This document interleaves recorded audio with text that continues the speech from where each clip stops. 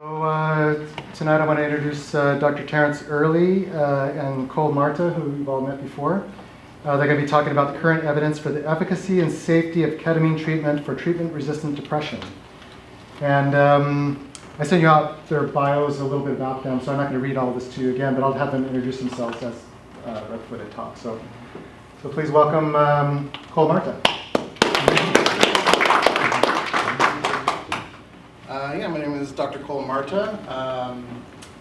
Little background on my academics. I majored in molecular biology at UC Santa Cruz. From there, went to medical school at Chicago Medical School, Rosalind Franklin University in Chicago. I did a psychiatry residency at UCLA's Sepulveda VA program. Got a lot of experience with PTSD there,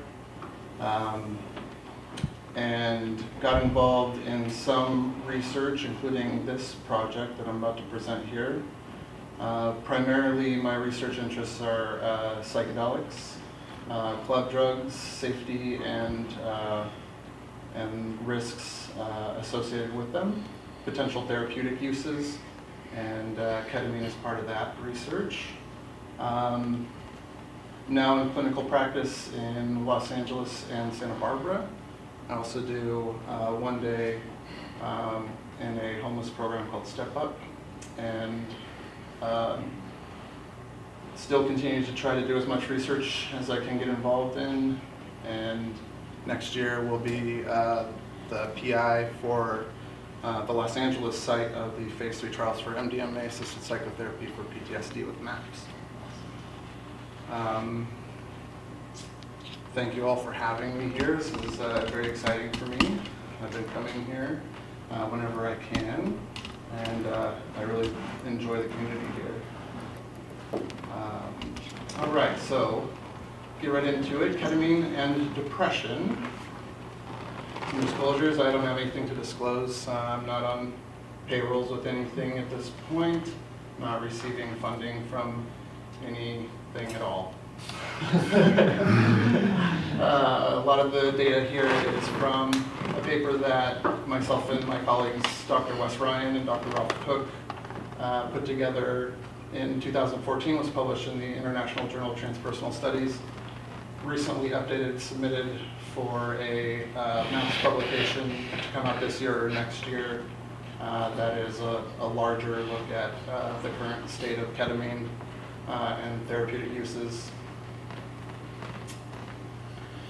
So, with regard to depression, kind of where we are right now, all of the medication treatments have been primarily focused on the monoamine system, meaning the dopamine neurotransmitter system, primarily the serotonin neurotransmitter system, and a little bit with the norepinephrine, epinephrine neurotransmitters. And a large study called STAR-D was done in the 2000s, and looking at kind of the success and the differential success between different medications for depression, that showed that despite multiple trials, about 35% of patients seeking treatment remain symptomatic even after several treatments.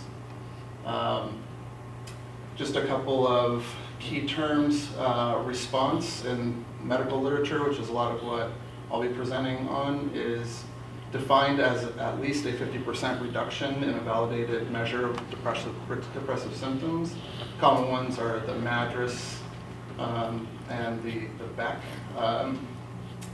And remission is considered at least a 50% reduction in score, and also a score below a particular threshold for those scales that's considered basically free of a diagnosis of depression or considered well. One problem with all of the treatments that we have developed so far, or nearly all of them, I should say, the monoamine system targeting medications, one issue is that even after starting, if you have a medication that's going to work for somebody, they won't see that relief for several weeks. leading to a very tricky window. If the first treatment doesn't work, this can drag on and requires a lot of patience on the part of individuals. So why is ketamine so exciting? Ketamine is introducing psychiatrists and psychiatric researchers and psychopharmacologists to an entirely new potential system to explore. There's been a lot of congeners of ketamine that have been developed by drug companies who are sort of trying to find alternative molecules working on the same neurotransmitter system, same molecular system that ketamine is, and trying to figure out why ketamine works. And it's sort of like a whole new paradigm for treatment of depression. Ketamine also has been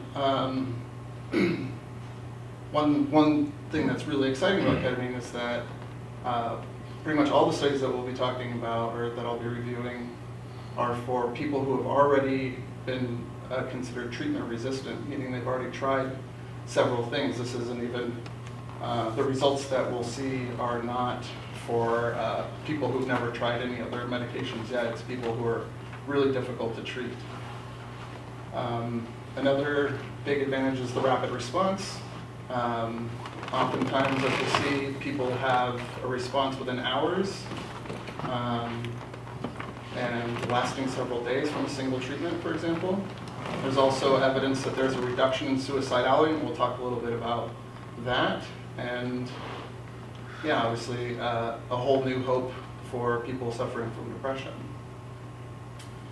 So what we wanted to do, my group, was explore all of the existing evidence for safety and efficacy with a single treatment of ketamine, typically at this regimen, 0.5 milligram per kilogram, IV over 40 minutes.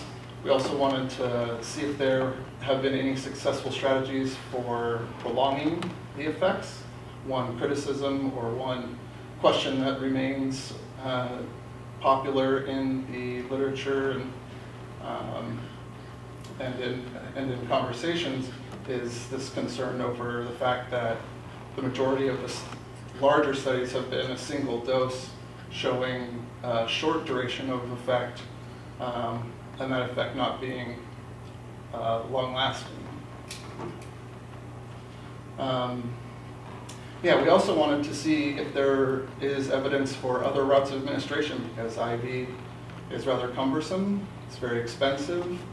From a clinical perspective, it really limits the accessibility to a large number of people who are dealing with treatment-resistant depression. Talk a little bit about the isomers of ketamine and any evidence for there being one isomer being better than the other, and we'll talk about what isomers are. Also, we look at the evidence for suicidality and talk about what we know so far regarding risks and adverse effects of ketamine. What we did was search PubMed for the key phrase ketamine depression, which yielded 1,274 studies, all of which we reviewed at least the abstracts for to see if they were going to be appropriate for us. We wanted to look primarily at studies involving humans clinically. We weren't as interested in some of the minutiae regarding biomarkers, which is an important thing to look at, but outside of the scope of what we'll talk about and what we decided to review. Also, the neurocognitive effects, neuroimaging correlates, those are popular, especially with the biological model of depression. We ended up reading and reviewing in detail a total of 77 publications, majority of them using IV ketamine. Very few people, there's not a lot of data in general about these isomers that exist, and we also really wanted to look at the difference between unipolar depression and bipolar depression because they're two different monsters with very different responses and different concerns that you have to worry about in treating them. Again, the response is defined as a 50% reduction. So, this is one of my favorite things we've ever created.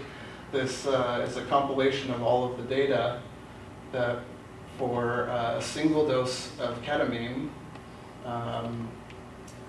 for an IV infusion of 0.5 milligram per kilogram, and the blue is the response rates with ketamine. These are randomized controlled trials, so side by side, approximately half of people enrolled in the study receive ketamine, about half of them receive saline, and this is compiling all of those types of studies. I have the specific numbers, like the ends involved for each of the data points if anybody wants more detail about that.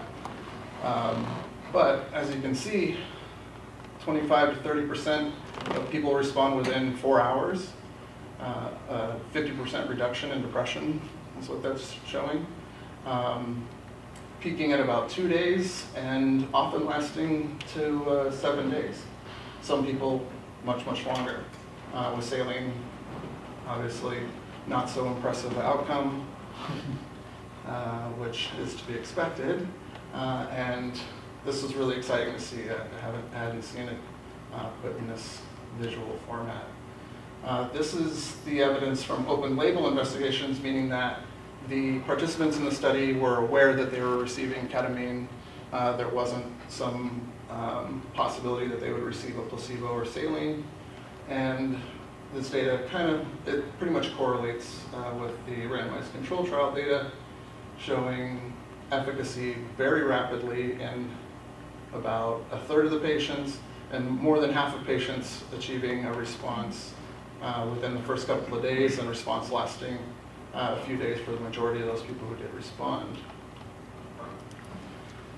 Those were for unipolar patients with treatment-resistant depression, people who have failed several trials of approved treatments for depression. This is for bipolar depression, which has been notoriously difficult to treat clinically, and the response rates here are just as impressive. More than half of people responding to a single dose very rapidly, and that response lasting for several days in a single dose in the majority of cases. There's a typo on here. Ketamine is the blue bars, saline is the red bars. Now, one idea for prolonging the benefits that we see with the single dose of IV infusion of ketamine is repeat dosing of ketamine.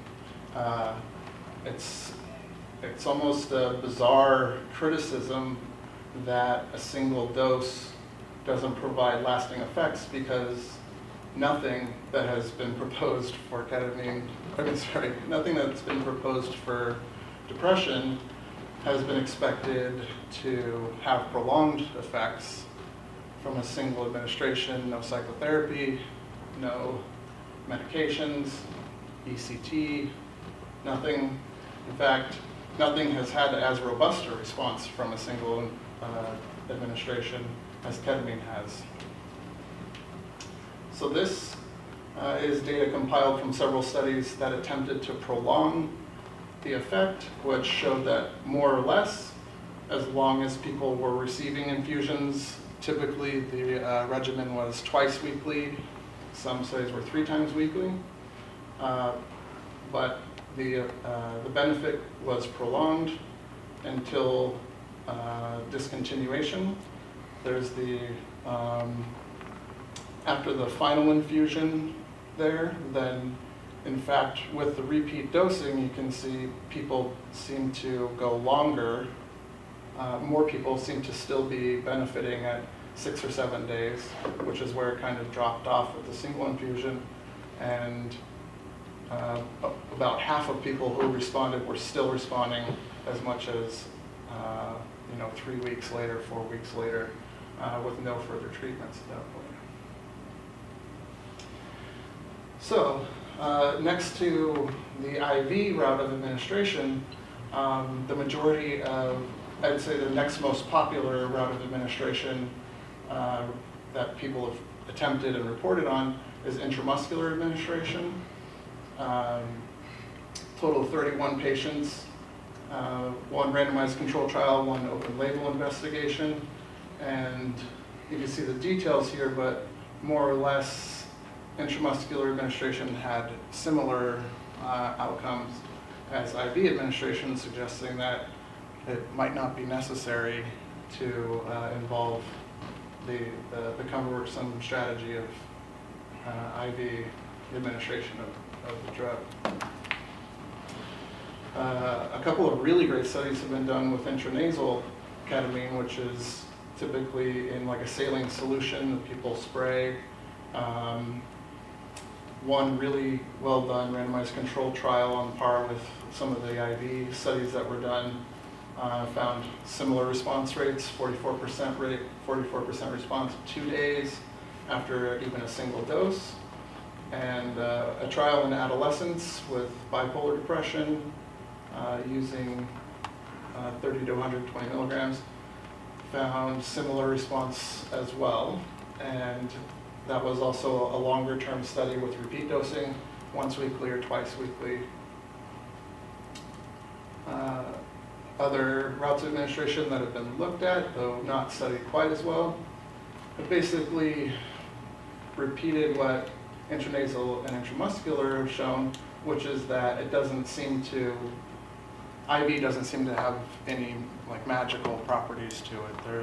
There isn't a reason that IV administration is superior in any way. In fact, there's no evidence that it is. So why do we care about the alternate routes of administration? So a little bit of history of how IV became the popular route of administration. The first time that a psychiatrist proposed studying ketamine for depression, when you go to an institutional review board, which is sort of like an ethics panel at whatever institute that you're doing research at, that all studies have to be approved by in human subjects. One thing that they like to see is as little difference from what's been established safe as possible. And so when they were looking to try ketamine for depression, they basically consulted with anesthesiology, who had been using it for anesthesia for 40 years at that point, 30 years, 40 years, and anesthesia administers it by IV. So to propose to an ethics board, not only trying to give this drug for a new indication, but also changing the way that it's administered, is more than they like to see. So since then, as these kinds of accumulative comparisons that we did can't be done if there is too much difference in the protocols that are used. So for the purpose of being able to compile a large body of data to show this is helpful, basically everyone after that also adopted the IV model. So it's more of like a matter of fact and historical appendage that that the majority of the research has been done with IV as opposed to these other routes of administration. And from a clinical perspective, this is hugely important because using an IV requires, it's much more invasive. You're going right into somebody's bloodstream, which is basically leapfrogging a lot of your protective barriers from infection. You're not supposed to have access directly to your bloodstream. And so the other routes of administration may not only be safer from that perspective, it also offers a much wider opportunity for distribution due to lower costs and greater availability. So this question of S versus R ketamine basically has to do with the arrangement of molecules in what appear to be the same the same overall molecule, but it's sort of like right-handed versus left-handed. They'll be mirror images of each other, but if you try to superimpose them, they're not exactly the same. So there are differences between the S isomer, that is what they call it, and the R isomer, and there's been a lot of interest in finding out if one or the other is better for the purpose of depression.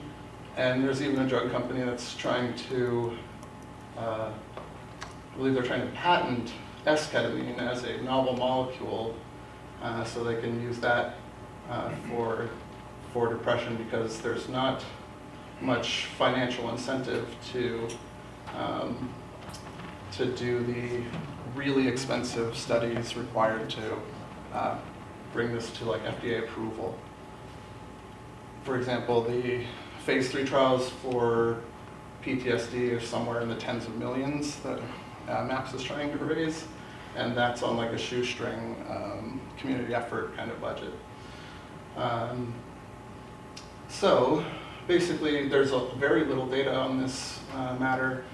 The S-ketamine has been studied sometimes directly versus the racemic mixture. S-ketamine seems to be twice as potent, so like 1/4 milligram per kilogram seems to be similar to a 0.5 milligram per kilogram of racemic. So far, there's been no studies that we found with just R-ketamine in human subjects. And one of the claims for developing S-ketamine is that there was originally some evidence or some hope that S-ketamine did not have these unwanted psychotomimetic and dissociative side effects. However, there have been subsequent studies that have shown that S-ketamine delivered a strong dissociative side effect in other studies. So ketamine and suicidality, this is something that was sort of discovered by matter of fact. In the trials looking at depression, they also found that a lot of the patients were reporting who were suicidal being less suicidal or no longer suicidal at all. And so a lot of the data that we have so far looking at this phenomenon is secondary to what was originally being looked at, which is the response to or the effects on depression.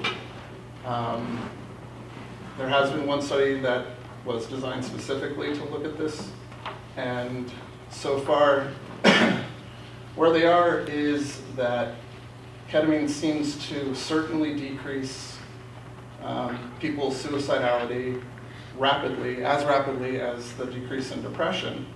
And even though it seems intuitive that the decrease in depression is related to the decrease in suicidality, what would be really interesting and what a big question is there something about ketamine specifically, aside from just improving depression, that decreases people's consideration of suicide?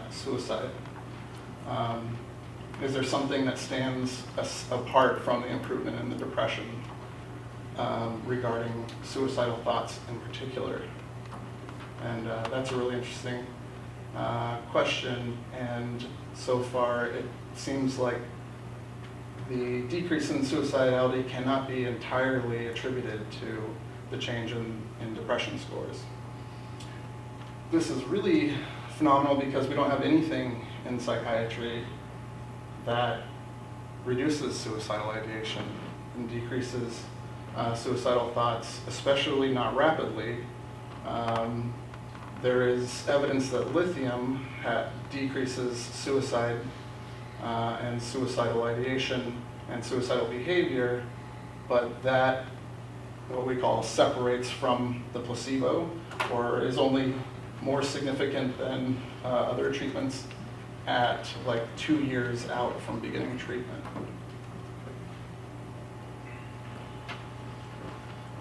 So as far as the safety and things that have to be considered is that there is a significant change in blood pressure and heart rate typically with administration of ketamine. I think it's real important to pause and discuss what statistically significant means versus clinically significant. So if we were all to go outside, run around the block, come back here and give a presentation in front of a bunch of people, all of our heart rates and blood pressures would be statistically significantly raised compared to when we were napping in the afternoon, for example. However, that isn't necessarily clinically relevant, and this is something that gets confused a lot of times in literature, and you might read a lot about this, so I think it's good to educate people that predominantly no significant, clinically significant hemodynamic effects have been observed in any of the carefully designed studies and protocols. Also, they're transient. Most of these effects pass within 4 hours, and rarely has any blood pressure or heart rate concerns caused anybody to stop treatment. Oh, and there's no evidence that this gets worse with the repeat dosing. Lower urinary tract symptoms. This might be, in my opinion, this is one of the more important things moving forward that so far hasn't been discussed much. It's a phenomenon that's been observed in predominantly the abuse population. The abuse population has been defined in the literature as people using nearly every day and as much as a gram a day of ketamine. Usually these people are also polysubstance users, and so it's unclear exactly the role of ketamine alone in this phenomenon, but they know that it does seem to be linked specifically to people who use ketamine in high quantities. What it is there is a something is toxic to the lining in the bladder, and you can get basically sloughing off and cell death in the bladder. People who have used ketamine have been known to present with blood in their urine. Scar tissue can develop in the bladder. If that scar tissue obstructs the outflow of urine from the bladder, the fluid can back up and create high pressure back into the kidneys and can ultimately lead to kidney failure. That's sort of like the long-term sequelae of untreated LUTs. Again, this hasn't been found yet in any of the studies, but it's unclear where in the continuum these kinds of things start to develop. Somewhere in between 3 times a week for several weeks and a gram a day for years, something happens to people's bladders. And so that's something to be aware of. Ketamine has been around for a very long time, but ketamine has not been used medically in repeat doses for a very long time, so something to keep an eye on. The psychotomimetic and dissociative effects. Psychotomimetic means mimicking psychosis or psychosis-like. This is measured often in the studies involving ketamine and is a regular talking point in the literature and even in academic discussions about ketamine. Again, these effects are transient, almost always resolve by 4 hours. Rarely do any of the subjects complain about them being distressing or something to avoid or something concerning to them. Rarely causes anybody to stop treatment. And there's evidence that with the repeat dosing studies, these psychotomimetic and dissociative effects improve with repeat dosing. And different routes of administration seem to show different intensities of these effects. For example, oral ketamine doesn't seem to be associated with much psychotomimetic effects at all. Other adverse effects that people report, again, transient. All of them are dizziness, lightheadedness, nausea, vomiting, drowsiness, weakness, and headache are most common. And I think this is maybe one of my favorite things to talk about is this term psychotomimetic. Psychotomimetic is an old word that's been used for a long time, especially if you read the old literature about psychedelics before they were called psychedelics. Psychedelics was a word that was developed because when they originally discovered LSD, they felt like this was a molecule that was going to give them a model for inducing a transient psychosis and give us an opportunity to study treatments and the phenomenon of schizophrenia in people, for example, in ways where we could induce it temporarily and they would recover from it and would be essentially fine afterward. And that turned out not to be the case. The more they looked at it, the more they discovered that the psychedelic experience is not the same thing as a psychotic experience. Psychotic experience typically can have extreme paranoia, disorganized thinking, auditory hallucinations. Pretty rare, actually, with psychedelics. Also, psychedelics, the classics, work primarily on the serotonin system, whereas psychosis seems to be somehow, at least a part of the working model for psychosis involves a dopamine, a completely different neurotransmitter system.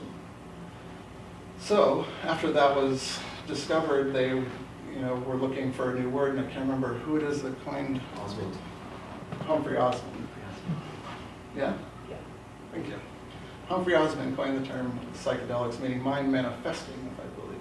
He was doing LSD research on alcoholics, and the idea was you can induce the delirium tremens associated with alcoholics wanting to quit. Because if it's psychotomimetic, well, if it gave them this delirious psychosis, why not induce it with the psychotomimetics? And they were wanting to quit, but it wasn't because it induced the delirium tremens. So Osmond had to come up with a different explanation. Thank you. Yeah, that makes total sense. So they were trying to basically induce the terrifying symptoms of delirium tremens that usually frightens or has the potential to frighten alcoholics into rehabilitation. All right. So interestingly, they use some scales to measure psychosis, and some of the questions on these scales could overlap with a psychedelic experience as well as a psychotic experience. And the actual scores on these in the studies where they administered, the BPR says the brief psychotic rating scale, I believe, are actually not terribly impressive, but they are different from people who receive saline, for example.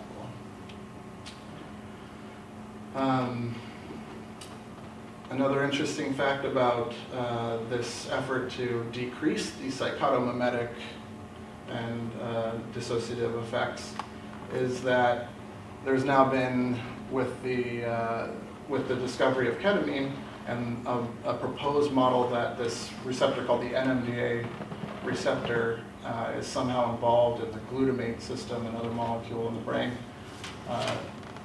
Since that has gotten a lot of buzz and a lot of interest, they've looked at a lot of other NMDA receptor modulators, and so far, all of the NMDA receptor modulators that do not create any kind of dissociative or psychotomimetic effects have not shown any benefit for depression. NMDA receptor modulators that do cause dissociative or psychotomimetic effects include nitrous oxide, which there was a study done last year that showed nitrous oxide is having rapid onset of benefit for depression.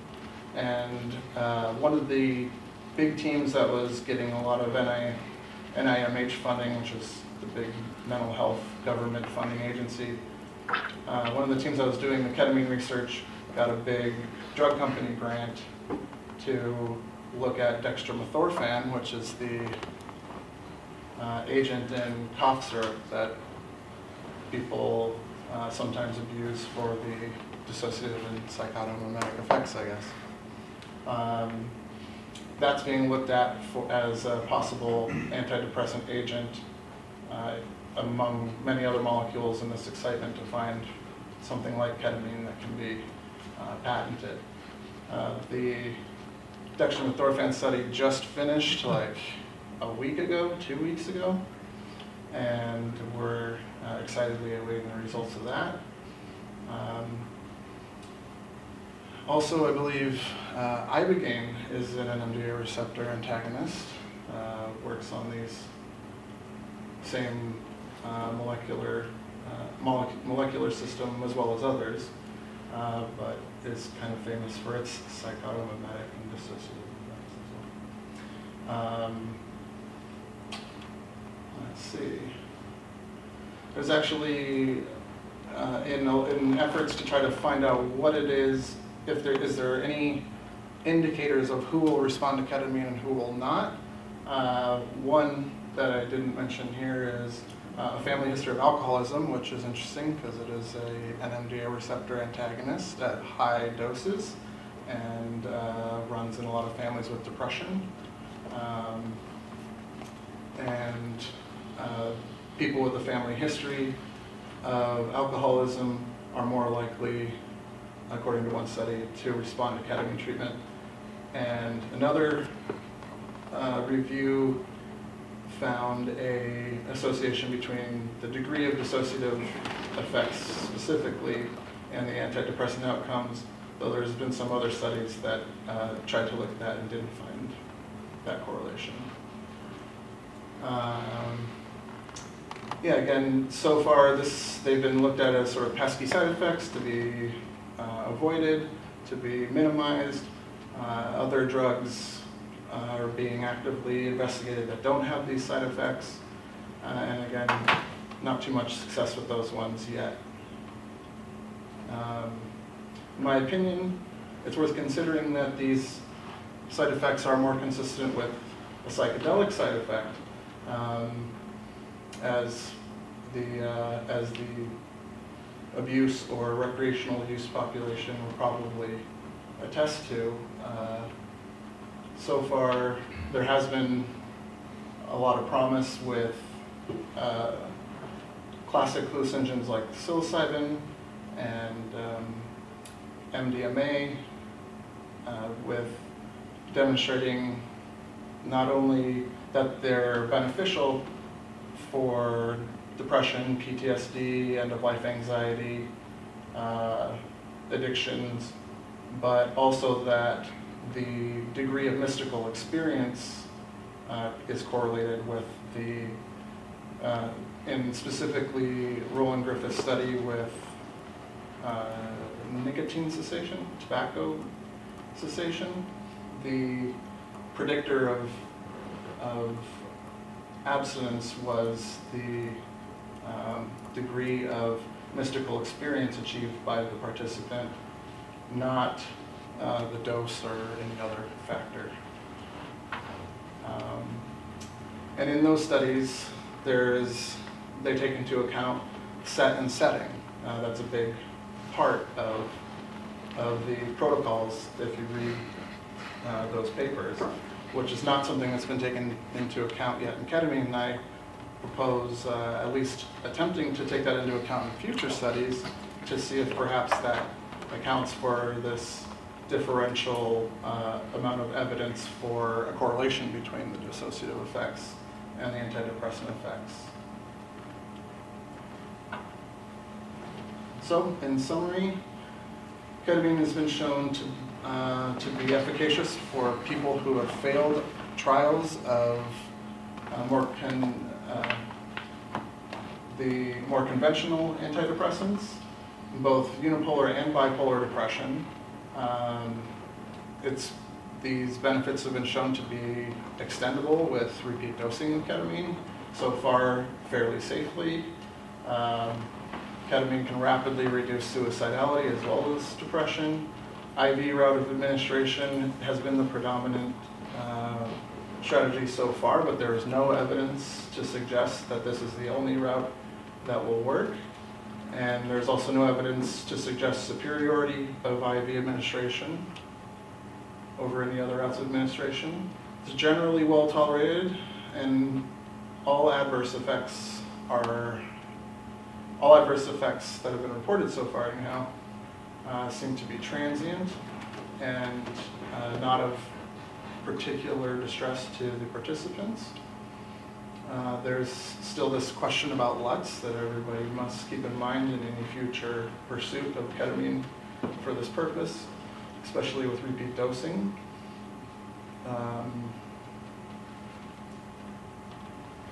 The fact that a population of heavy and frequent users of ketamine, the fact that they exist is cause for concern about potential abuse and diversion. People acquiring it for non-medical purposes and distributing it for non-medical purposes. And the psychotomimetic and dissociative effects are typically transient, non-distressing, and may even play a role in the antidepressant effects. References, this paper. And that's all I got. I was hoping to have Dr. Early come up before we open to questions. So if you have any, please write them down, and we can kind of both be available for questions. He's as familiar with this research as I am, for sure.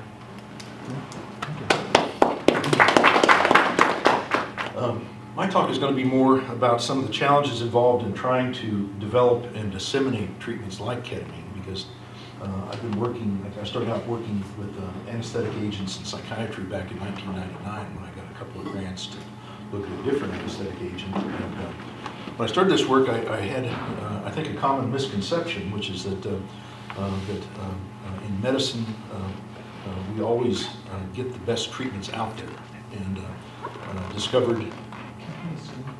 Pardon? Can you turn the screen? That's good, thank you. Good.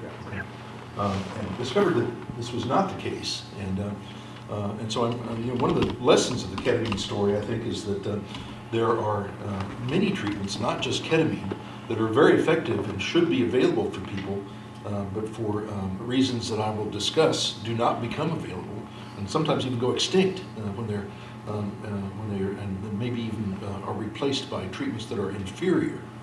And this is a very striking finding. Some of the early work that I did with an anesthetic agent called sevoflurane, which I'll talk about very briefly here.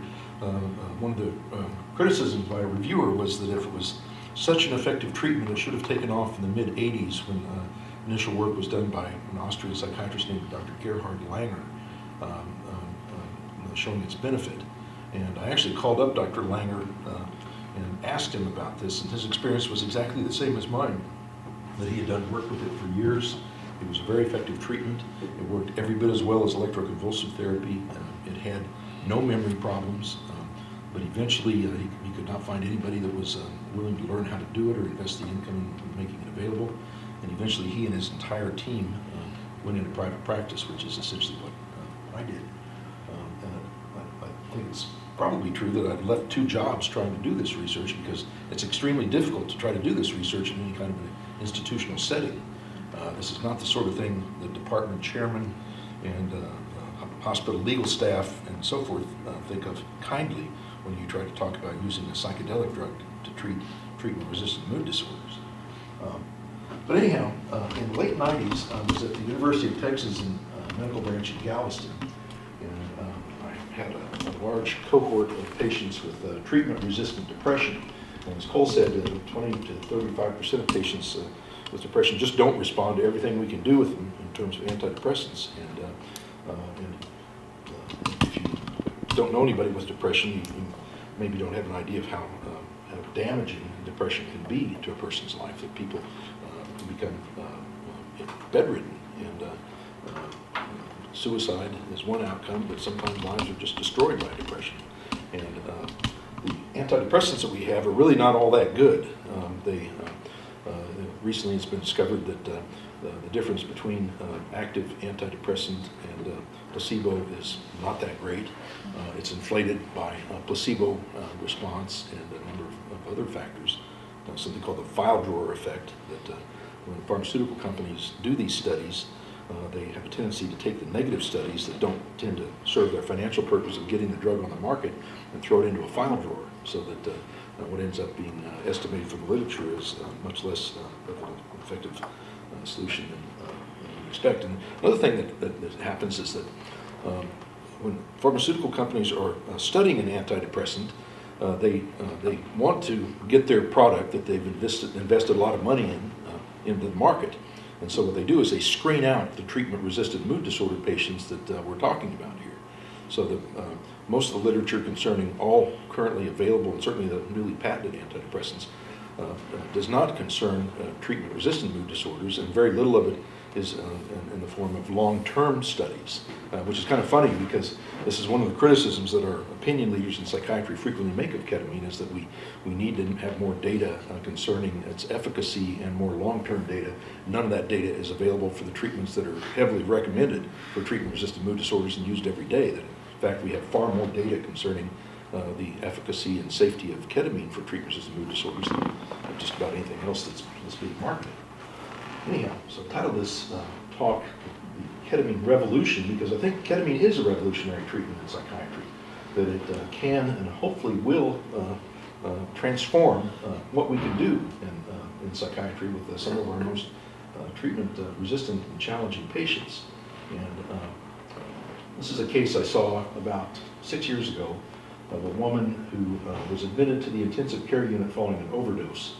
And she had a history of intravenous drug abuse, a bipolar II depression, and had a leg abscess from injecting drugs into her leg. And she was severely suicidal, to the point that when the nurse turned around after drawing blood from her, she attempted to hang herself in the intensive care unit, and was agitated and put in 4-point restraints. And I came to see her in consultation, and she was bucking against the restraints and talking about if she could get loose, she would go out on the street and kill herself immediately. I mean, this is a sort of severity of depression you see. And we tried the standard treatments, olanzapine, Zyprexa, and haloperidol plus lorazepam, and it did not calm her.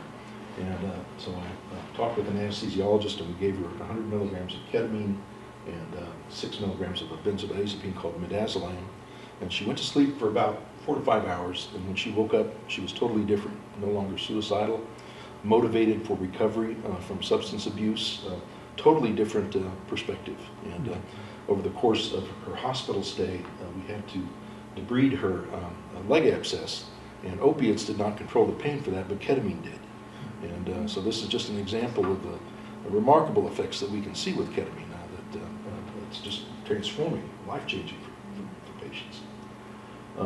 So I'm going to talk about the use of ketamine from a clinical perspective, based on my personal use in now 189 patients plus some additional patients in Texas when I was doing it there, and over 2,300 IM and IV treatments, and over 50 intravenous and oral treatments. But I'm also going to talk about challenges to disseminating ketamine. You know, why is it that this safe, useful treatment is not more widely available? And discuss the potential use of ketamine for conditions other than depression. I'm particularly interested in developing its use for post-traumatic stress disorder, and combining it with psychotherapy for some of these patients. So this is the treatment that I initially started out doing research with. We called it burst suppression therapy. It involves the use of one of the halothane the halothane anesthetic agents called sevoflurane.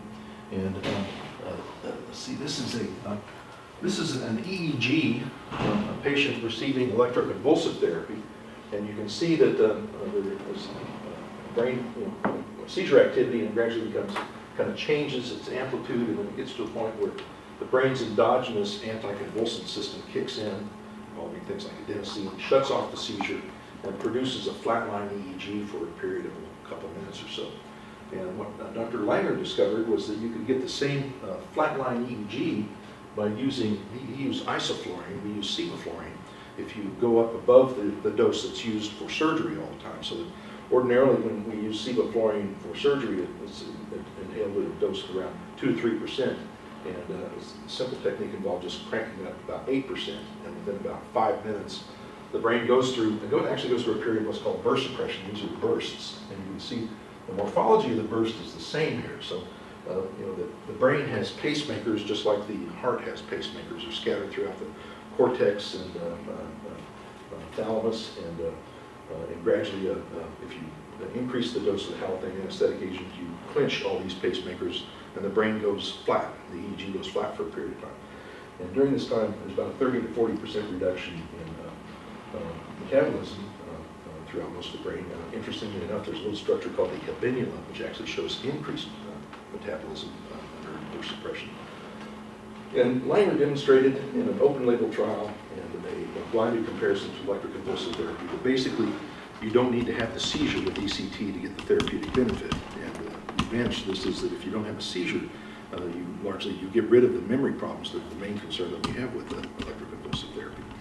And so I was quite enthused about this, and I actually went to Dearborn, Indiana, or Illinois, I think, the home site where sevoflurane was being made, and gave a presentation about it. The sevoflurane was coming off patent, so there was no financial incentive for anybody to develop and use this treatment. And I gave lectures about this for many years, and people were always interested in it. I had exactly one other physician want to learn how to use this technique and attempt to use it. Okay? So it involves quite an investment of time and effort to learn a new technique. And this was one that required a hospital, an anesthesiologist to intubate the patient. The procedure took about a half hour door to door. And the patients, I had the opportunity to use it with many patients that have been treated with electroconvulsive therapy. And virtually everybody, I think, preferred it to electroconvulsive therapy. I'd dearly love to be able to provide this treatment, but there's no way to provide it. No way to transcend the financial and regulatory obstacles to making this available to people. And let's see, this is just one slide. This is our remission with burst suppression therapy in the black bar compared to remission with electroconvulsive therapy in the comparison group. We did 35 patients as an add-on open label trial, and then we did another 35 patients with half of them randomized to sevoflurane and half of them randomized to bifrontal electroconvulsive therapy. And it was every bit as good as electroconvulsive therapy, just like Dr. Langer said. But there was just no way to get it out there. But it kind of, it made me realize that it was possible to rapidly have an antidepressant effect with a drug. And I wondered whether or not there might be a drug that would be rapid acting like ketamine that would do the same thing, and that would obviate the use of that could possibly be provided without an anesthesiologist we couldn't pay for in a hospital emergency room that we couldn't pay for, that maybe would be helpful. Now, hanging around with anesthesiologists, a lot of the interesting developments in science come at the interface between two different areas that usually don't communicate. And so I had the opportunity to spend about 2,000 hours or more hanging around with anesthesiologists, where I would hook up the EEG and read it and titrate the sevoflurane dose to get the brain flat for 2 minutes, and then work with the patients, rate them, and so forth. And so I began to kind of look at the world from their perspective and see a great deal of potential for anesthetic drugs in general with psychiatric problems. And let's see here. Well, this is the summary of the sevoflurane therapy. That was comparable to ECT in efficacy, was without cognitive side effects. Recently, a psychiatrist in his group at the University of Utah in 2014 replicated again Langer's work with isoflurane, but I strongly suspect that this useful treatment will not get out there, even as much as it should be available, as much as there are many people that would benefit from it, because there's just no way to get past the red tape and the financial articles, or the financial hurdles. I've talked with Dr. Weeks about this, and I don't know, at this point, I don't know what the solution is. Another thing that I stumbled across when I was working with the anesthetic agents was I had a patient that had very severe bipolar depression that was on maintenance electroconvulsive therapy, which is something that we do when everything else fails. And she was getting electroconvulsive therapy treatment every 2 to 4 weeks or so to prevent her from being suicidal and to allow her to function. And she also had very severe post-traumatic stress disorder. And I think everybody here probably knows what post-traumatic stress disorder is. This is where we have an exposure to severe psychological trauma, and this produces recurrent intrusive recall of fear memory associated with things like flashbacks, freezing, nightmares, hypervigilance, avoidance behaviors. And we know a little bit about this from animal studies where fear conditioning is used as a model for post-traumatic stress disorder. And we know that there are two ways of remodeling the fear memory, one being developing the extinction memory that competes with the fear memory and eventually displaces it. And then more recently, there's some interesting work with blocking reconsolidation, that you can actually activate the fear memory, and just like deleting a file on your hard drive, you can do various processes that prevent the memory from being relearned or reconsolidated, which involves a change in synaptic weights. Complex PTSD is a subtype of PTSD that involves attachment trauma. This is where typically, most common probably, this is where you grow up with an abusive parent or caregiver, and you have repeated trauma from someone that you have to depend on for care. And so you have the emotional conditioning effects of post-traumatic stress disorder along with the attachment trauma. And this is a little bit more difficult to treat. It's often associated with chronic pain or other problems in trust and relationships and so forth.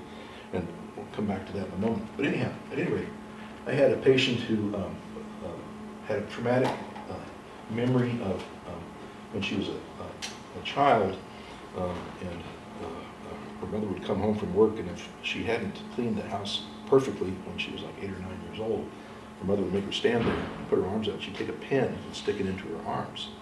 And so when we were trying to get a catheter in to do electroconvulsive therapy with her, it was a very strong contextual cue that would produce freezing and dissociation and hyperventilation. And we had a great deal of difficulty putting her to sleep without using high doses of anesthetic agents that would interfere with the treatment. And some of the literature on fear conditioning as an animal model of PTSD was beginning to come out then. And I was on a thesis committee for one of our MD PhD studies that was studying this, the role of the AMPA receptor in fear conditioning. So I was kind of familiar with this research, and I stumbled across this old literature of how to treat post-traumatic stress disorder using anesthetic agents.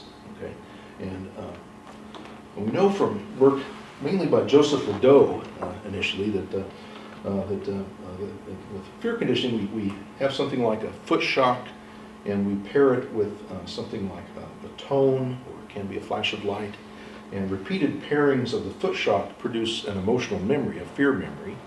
And then when you just present the tone alone, you get the fear response that you would get with the foot shock. And so this shows that when you present the tone alone, there are two routes into the amygdala, which is where the fear memory encoding occurs. One goes directly from the auditory thalamus directly to the amygdala. Another one relays through the auditory cortex and gets a little bit slower route into the lateral nucleus of the amygdala. This is probably why when you're walking out in the woods and you see something that for your first flash looks like a snake, you jump, and then your auditory cortex recodes it, and you're able to have a better understanding of what's going on and kind of limit that. It's also probably why some people with post-traumatic stress disorder become so adept at avoiding and numbing that they don't develop an extinction memory. At least this is one of the hypotheses about that. One of the things that happens here when you trigger the fear memory is that the central nucleus of the amygdala sends out activation to various components in the brain that produce aspects of the fear response. So that production of cortisol comes from the paraventricular nucleus, the hypothalamus. Blood pressure changes come from the lateral hypothalamus, the subcortical organ. And the projection to the central gray produces freezing. Okay, so this is why when we trigger the fear memory, people become very anxious, and they very often cannot continue to discuss or to revisit the fear memory, so they can't develop an extinction memory of the fear memory because they're freezing. So I had the thought that maybe we could use a sedative agent to block the freezing response, and so we end up doing that, and discovered this older literature on using what I like to call facilitated psychotherapy to treat post-traumatic stress disorder. we used a drug called propofol, but interestingly enough, I had used Amitol throughout my entire career treating conversion symptoms, and I was not familiar with this literature about using sedatives to treat post-traumatic stress disorder, but it worked like a charm. So we, with an anesthesiologist present, put her on a propofol drip, and then had her describe the traumatic memory that she had, and we could titrate the propofol to the point that her anxiety was relieved and she could discuss it without freezing and hyperventilating, and had her go through it several times, did prolonged exposure therapy, which is basically an imaginal desensitization therapy that Edna Foa and others has developed, tape recorded the sessions, and then after an hour session in the OR, we were able to put her to sleep without her having hyperventilation, dissociation, and freezing. And so it basically worked just as good as the old literature said that it would work. And we did this for about 6 months, and then we lost venous access, and she had to have a central line put in. And it took about a half hour to do it, and this reinstated the original fear memory, so she was having anxiety again, but we just did the same thing again. We just treated the fear response. And another thing that she was traumatized by was she'd never been able to have a sensation of water on her face in her entire life. She was 48 years old because her mother would actually hold her head under the water and threaten to drown her. And we, again, treated this with propofol desensitization, had her bring in a bowl of water, splashed on her face, put her face in the water. For the first time in her life at age 48, she became able to shower, and I thought this was quite a striking finding. Here's this this treatment that the old literature, if you look, there's plenty of articles on it. It was used as kind of one of the standard treatments for what was called traumatic war neurosis right up until about the time of the Vietnam War. But then at that time, several things probably accounted for it going extinct. One was that the new psychopharmacology was developing, and people were very enthusiastic about the ability of these new drugs to treat everything, and of course they don't do that. But it's also inconvenient to do these treatments. You have to get on an OR schedule that, again, involves doing things that psychiatrists are not usually inclined to do, and it just, for a variety of reasons, went extinct. And we'll come back to that toward the end of the lecture, because it's a very, very important point. Why is it that some very effective treatments go extinct and are actually replaced by something that's inferior? Okay? So facilitated psychotherapy was used a lot during World War II, also called narcosuggestion, narcoanalysis, or the Amitol interview. And it's basically psychotherapy facilitated by sedative agents or other drugs. And it was used, actually since the first reports were in World War I. There were two types of facilitated psychotherapy: a sedative facilitated psychotherapy where you relax the patient with a sedative agent, and then another type involved actually overstimulation using agents like ether. And it's kind of, this is an interesting approach, that this would produce excitation to a point where the person would then suddenly lose muscle tone, have catalepsy, and they would kind of swoon like you. And actually, you see this in tent revivals with religious conversion. One of the authors, William Sargent, thought that there was a common physiological state that was accessed here, and then they would wake up and they would not be bothered by the intrusive thoughts, flashbacks, nightmares, so forth, that were part of PTSD when they woke up. And if you want to look up on YouTube a movie called Captain Newman, MD, you can see this technique used with Bobby Darin. And it was, I think it's kind of remarkable. It was such a standard treatment that it was featured in movies at the time. This is during the Korean War, but it's totally dropped off the map, so much so that psychiatrists and the general public don't remember using this. They don't even think about it. The last study I could find was by a psychiatrist named Lawrence Cole in 1985, and he looked at 19 patients with combat-related post-traumatic stress disorder, and then he used Amitol for partial sedation and played combat sounds.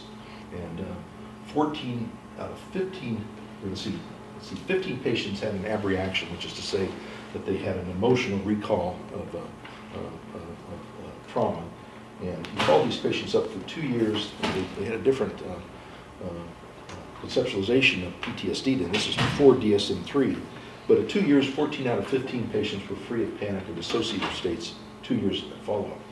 And compare this with our standard treatment nowadays, serotonin reuptake inhibitors, which have a very high dropout rate due to active avoidance, a time lag to response, and probably at least 50% of non-response. And they just don't, medicines don't work that well. That's a real kind of problem with post-traumatic stress disorder. So it's a very striking finding that here was an effective treatment that could be done in an hour, or maybe a limited number of hour-long sessions that would treat flashbacks, nightmares, hypervigilance, and so forth. It's gone completely extinct, and it's been replaced by an inferior treatment. Okay? Very striking finding. Well, I got into, when ketamine came out, I got to using it fairly early on. I was at Baylor College of Medicine, and then I ran into so many roadblocks there that I moved to Santa Barbara and worked at Cottage Hospital and had a private practice. Of course, I had some kids coming up on college, other reasons too. But I got interested in trying to provide ketamine in my clinic. And I went to study with a Russian psychiatrist named Eli Kolb, who's living in the United States down in Tampa, Florida. And he collaborated with Dr. Evgeny Krupitsky in studies beginning in the mid-90s looking at ketamine, what they called ketamine psychedelic therapy as a treatment for substance abuse. Okay, and now there are several interesting points about this literature here too, that Krupitsky, this is kind of a follow-up on the LSD research. This was a way to provide a psychedelic experience with a medically available agent. And so Krupitsky did a study where he looked at 100 patients with alcoholism admitted to the Moscow Narcological Institute, and he gave them 1 month of basically alcohol rehab therapy and 2 sessions of what he called KPT, ketamine psychedelic therapy.